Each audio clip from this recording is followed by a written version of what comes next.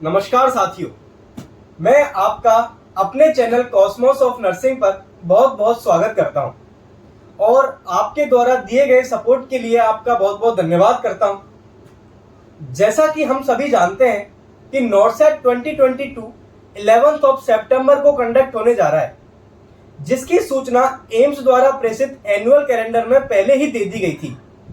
तो ये कहना बिल्कुल भी सही नहीं होगा कि एग्जाम की डेट सडन आई है और हमने प्रिपरेशन स्टार्ट नहीं की है।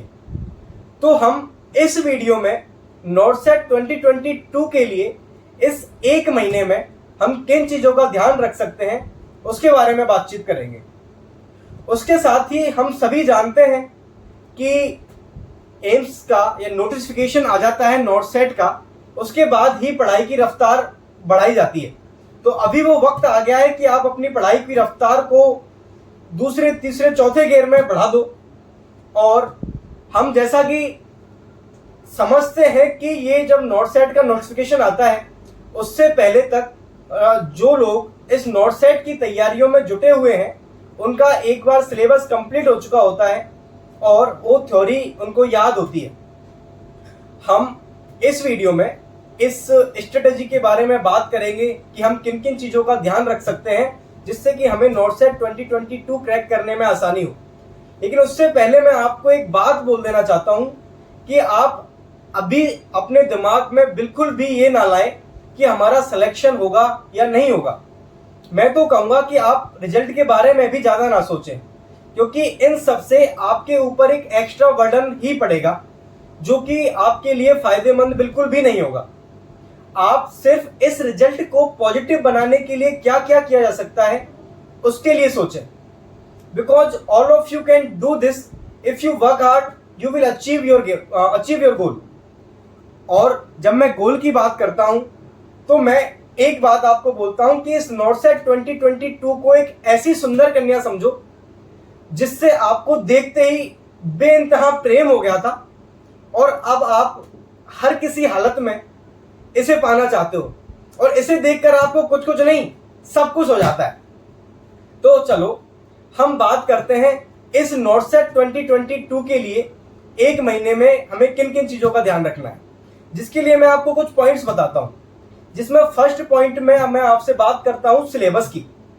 आप सभी को सिलेबस के बारे में कंप्लीट पता होना चाहिए कि नॉर्सेट 2022 का सिलेबस क्या है और उस सिलेबस को हमेशा आपको आपकी आंखों के सामने रखना है, जिसके लिए आप जिस टेबल पर पढ़ाई करते हो वहां उसको लिख कर रखो, या अगर आप दीवार पर चिपकाते हो तो वैसे रखो, पर वो हमेशा आपकी आंखों के सामने होना चाहिए। वो आपको हमेशा एक क्लियरिटी प्रोवाइड करेगा कि आपको क्या पढ़ना है और क्या नहीं। सेकेंड पॉइंट में मैं आपको बताता हूं कि आपको अभी, क्योंकि अभी एक महीने का वक्त रह गया है, तो आपको अभी सिर्फ उस कंटेंट को पढ़ना है जो आपने पहले पढ़ा हुआ है। अभी आपको उस कंटेंट को टच नहीं करना है जो आप आज से पहले कभी आपने पढ़ा ही नहीं है। उससे क्या होगा, उससे आपका इतना समय व्यर्थ हो जाएगा कि आप काफी कुछ चीजें मिस कर दोगे। इसलिए आप इसका ध्यान रखें कि अभी तक आपने जो नहीं पढ़ा है उसके लिए ना जाएं, जो आपने पढ़ा है उसको अच्छे से पढ़ें और क्लियर करें। उसके अलावा हम तीसरे पॉइंट की बात करेंगे तो हम रिवीजन की बात करते हैं, जो कि सबसे इंपॉर्टेंट होता है। हम सभी जानते हैं इस बात को। आप सभी को जितना ज्यादा से ज्यादा हो सके रिवीजन करना है। रिवीजन के लिए आप आपके नोट्स को प्रेफर करें, क्योंकि हैंड रिटन नोट्स को ये माना जाता है कि सबसे ज्यादा आसान होते हैं याद करने में, रिवीजन करने में। उसके अलावा अगर आपको कोई डाउट है और अगर आप किसी कोचिंग प्लेटफॉर्म से जुड़े हुए हो तो आप उससे वीडियोस देख सकते हो, अपनी वीडियोस देख के आप कवर कर सकते हो, लेकिन आपको ज़्यादा से ज़्यादा रिवीजन करना है। इस वक्त पर यह भी माना जाता है कि अब जो ये एक महीना रह गया है, उस एक महीने में अपना अगर डेली रूटीन वर्क छोड़ दिया जाए तो उसके अलावा बचा हुआ वक्त आप सिर्फ और सिर्फ पढ़ाई में बिताओगे। और अगर आप ऐसा करते हो तो यकीन मानिए कि ये एक महीना उसके लिए पर्याप्त होता है कि एक महीने में इस सिलेबस को अच्छे से पढ़ा जा सकता है, अच्छे से रिवाइज किया जा सकता है। उसके अलावा मैं फोर्थ पॉइंट में अगर मैं आपसे बात करूं तो मैं आपको बताता हूं कि अभी इस एक महीने के फेज में भी अगर आप पिछला याद करोगे, आप जिस दौरान तैयारी कर रहे थे उस दौरान भी अगर आप बात करोगे तो देखोगे कि हमारा बहुत ज़्यादा वक्त ऐसा होता है कि हम काफ़ी बार डाउन फेज में हो जाते हैं। तो आपको बहुत बार ऐसा लगेगा इस तैयारी के दौरान कि मेरी तैयारी 100% नहीं है। तो इसके लिए यकीन मानिए कि जो बच्चा नॉर्सेट 2022 टॉप करने वाला है उस बच्चे की तैयारी भी 100% नहीं है। इसका मतलब यह है कि इन चीज़ों से आपको हताश नहीं होना है, ये चलता रहेगा, ये इस जर्नी का पार्ट है।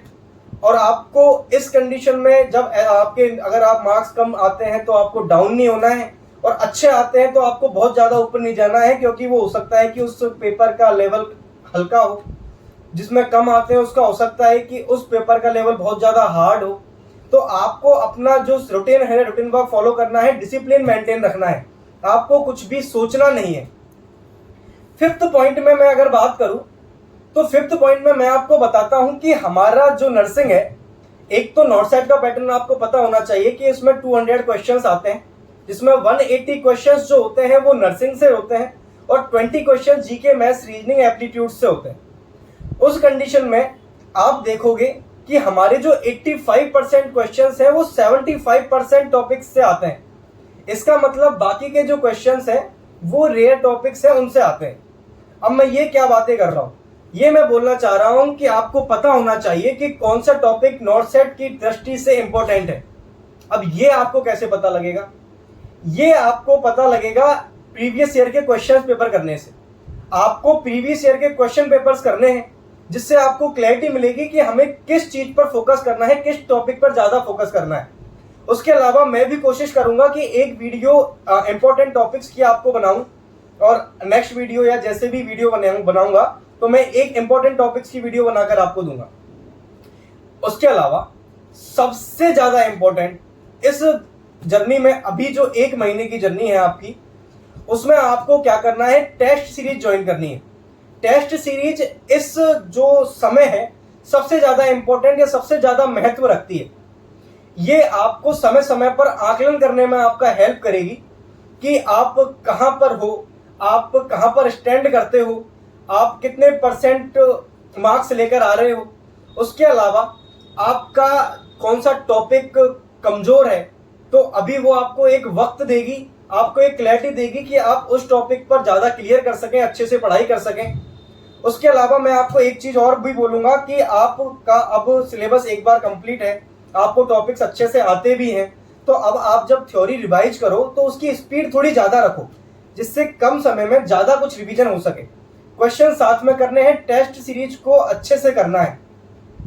मैं क्वेश्चन करने के अलावा बार बार मैं टेस्ट सीरीज इसलिए बोल रहा हूं कि टेस्ट सीरीज में ऑल ओवर क्वेश्चंस आते हैं, जिससे आपको सारा कुछ आकलन होता है। अगर एक पर्टिकुलर टॉपिक की बात करते हैं तो हम एक पर्टिकुलर टॉपिक पढ़ते हैं, उसके बाद हम इसके क्वेश्चन कर देते हैं। तो ये तो हम जब स्टार्टिंग फेज में थे, जब हम तैयारी कर रहे थे, उस फेज में भी ऐसा कर रहे थे। इससे आप अच्छे से आकलन नहीं कर पाओगे। आपको ओवरऑल एक कंप्लीट जो सिलेबस है उसका टेस्ट देना है, टेस्ट सीरीज ज्वाइन करनी है, और उससे आपको आपकी कमजोरियां पता लगेंगी। उसके अलावा एम्स का जो नॉर्सेट का जो सिलेबस है तो वो अनप्रिडिक्टेबल है। पैटर्न की अगर मैं बात करूं, सिलेबस नहीं सॉरी, पैटर्न अनप्रिडिक्टेबल है। कभी उसमें इमेज बेस्ड क्वेश्चन ज्यादा आ जाते हैं, कभी प्रायोरिटी बेसिस क्वेश्चन ज्यादा आ जाते हैं। लेकिन सॉरी, ओवरऑल अगर हम बात करेंगे तो देखा जाता है कि 80 to 90% क्वेश्चंस वन लाइनर्स होते हैं, और 30 क्वेश्चंस के अराउंड 30 to 40 क्वेश्चंस ऐसे होते हैं जिनको उनकी लैंग्वेज मॉडिफाई की जाती है और उनको वन लाइनर की कैटेगरी में ही रखा जा सकता है। अगर मैं आपको एग्जांपल दूं तो उसमें बोला जाता है कि एक पेशेंट को इमरजेंसी में लेके आया गया, उसको हेपेरिन टॉक्सिसिटी थी, तो ऐसा क्या होगा कि ऐसा नर्स को क्या करना चाहिए या फिर क्या प्रायोरिटी होगी उसके लिए? प्रोटामिन सल्फेट देंगे, जो कि हेपेरिन का एंटीडोट है। तो या तो उसको डायरेक्ट पूछ लो एंटीडोट ऑफ हेपेरिन, या फिर उन्होंने लैंग्वेज मॉडिफाई कर दी। इस तरह के क्वेश्चंस ज्यादा आते हैं। उसके अलावा 10 to 15 क्वेश्चंस आते हैं image based. Image based question के लिए मैं आपको ये सलाह देना चाहूंगा कि इमेज बेस्ड क्वेश्चन में ज्यादा डीप में ना जाएं। इमेज बेस्ड क्वेश्चन सिर्फ उतने आते हैं जो हम थ्योरी पढ़ते हैं उससे रिलेटेड क्वेश्चंस आया करते हैं।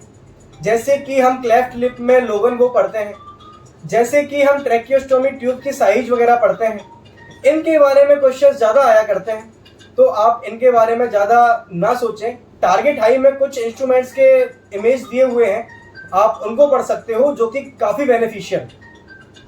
उसके अलावा एक लास्ट पॉइंट की हम बात करेंगे, उसमें होता है कि उसमें हमारा एक क्वेश्चन होता है कि हमें नोट सेट में कितने क्वेश्चंस अटेम्प्ट करने चाहिए और कितने क्वेश्चन अटेम्प्ट करके हमारा सिलेक्शन हो जाएगा।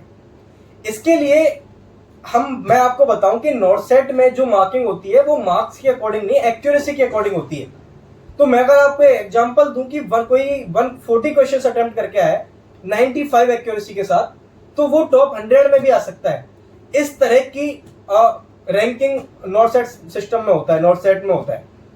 तो आपको भी नेगेटिव मार्किंग से बचना है, और नेगेटिव मार्किंग से बचने के लिए आप टेस्ट सीरीज आपके लिए बहुत ज़्यादा हेल्पफुल होंगी। एक सलाह मैं ये भी देना चाहूँगा कि इन टेस्ट सीरीज को आप इतने सीरियस होकर दें कि जैसे आप नोट सेट को दे रहे हो, उससे आपको इनकी इतनी आदत हो जाएगी जिसकी आपको मदद मिलेगी नोट सेट के मेन पेपर में। तो जो फ्रेशर्स हैं उनको मैं ये सलाह जरूर देना चाहूँगा कि 150 के अराउंड ही क्वेश्चंस आप करें, उससे ज़्यादा क्वेश्चन की तरफ ना जाएं, और नेगेटिव मार्किंग से ज़्यादा बचें, जिसमें आप 50% वाले आंकड़े को भी ना छुएं। इसका मतलब 50% से मतलब मैं आपको बोलना चाह रहा हूं कि हमारे एक क्वेश्चन में 4 ऑप्शंस होते हैं, जिसमें आपको पता है कि 2 ऑप्शंस गलत हैं, मतलब आप 2 ऑप्शंस को हटा पा रहे हो और 2 ऑप्शन आप नहीं हटा पा रहे हो। तो उसके बाद भी अगर आप कंफ्यूजन में हो तो आप उन ऐसे क्वेश्चंस को छोड़ दो। ऐसे क्वेश्चंस को अगर आप अटेम्प्ट करने जाओगे तो आप नेगेटिव मार्किंग की तरफ ज्यादा जाके अपनी एक्यूरेसी को गिरा दोगे। तो ऐसा बिल्कुल भी ना करें। पेपर को करने का तरीका मैं एक बार पहले भी बता चुका हूं, फिर से बताता हूं कि आप पेपर को 2 या 3 बार में अटेम्प्ट करें, जिसमें एक बार में आप उन क्वेश्चंस को अटेम्प्ट करें जो आपको एक बार देख के ही आ जाते हैं। जो वन लाइनर्स हैं उनको आप अटेम्प्ट करें। आपका ये सिस्टम हो जाता है, आपका ये पैटर्न हो जाता है, फर्स्ट राउंड हो जाता है। उसमें मैं आपको बताऊं कि 1 घंटे में आपको 90 to 100 क्वेश्चंस अटेम्प्ट करने हैं।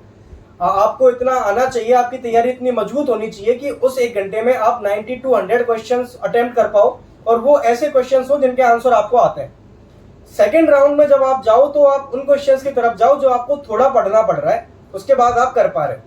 और आप थर्ड राउंड में उस तरफ जाओ जिसमें आप अपने जो क्वेश्चंस किए हुए हैं आपने 2 राउंड्स में, उनको चेक करो, चेक भी करते चलो, और जो क्वेश्चन रह गए हैं उनको आप करने की कोशिश करो, जिसमें आप कितने अटेम्प्ट कर पाते हो।